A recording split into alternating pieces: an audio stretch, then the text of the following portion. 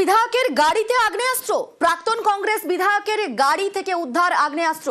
প্রাক্তন বিধায়ক মোস্তাকিন আলমের গাড়িতে আগ্নেয়াস্ত্র উদ্ধার। নাকা চেকিং এ উদ্ধার আগ্নেয়াস্ত্র, গুলি। পুরাতন মালদার চেচু মোড় এলাকার ঘটনা। আমাদের সঙ্গে রয়েছেন প্রতিনিধি সেবক। সেবক, প্রাক্তন কংগ্রেসের বিধায়কের গাড়ি থেকে উদ্ধার করা হয়েছে আগ্নেয়াস্ত্র। ওই গাড়িতে কি সেই সময় ছিলেন প্রাক্তন বিধায়ক? দেখো, প্রাক্তন বিধায়ক মোস্তাকিন আলম তিনি সেই সময় গাড়িতে ছিলেন না।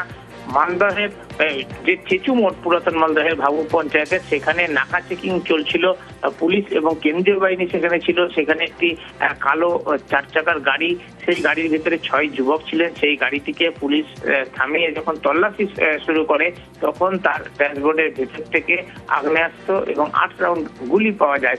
এরপর যে যুবকরা ওই গাড়িতে সবার ছিলেন, তাদেরকে যখন পুলিশ জিজ্ঞাসাবাদ করে, তখন তারা বলে যে এই সেবক, এই যে 6 জন যুবককে গ্রেফতার করা হয়েছে, তারা কারা? মানে তাদের এখনো পর্যন্ত জেরা করে কিছু জানতে পারা গিয়েছে?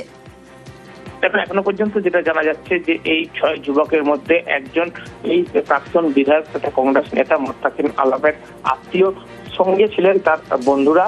এই ঘটনায় তাদেরকে যখন জেরা করা হয়, তারা বলে এই অস্ত্র মোস্তাকিন আলম অর্থাৎ প্রাক্তন কংগ্রেস বিধায়কের, এবং এই সংক্রান্ত একটি তারা কাগজ দেখায়, যেটা গান লাইসেন্স সংক্রান্ত ফটোকপি।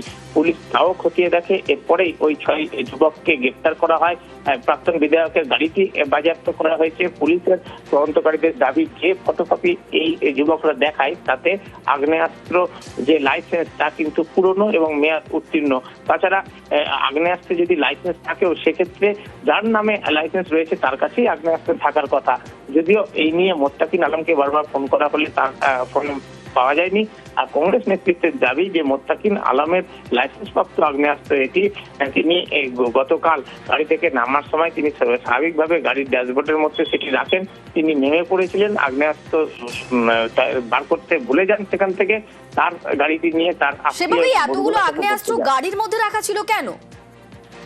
দেখো, একটি 7mm পিস্তল এবং 8 রাউন্ড গুলি পাওয়া গিয়েছে। যে গুলি এই আগ্নেয়াস্ত্রের মধ্যে ছিল, এমনটাই জানা যাচ্ছে।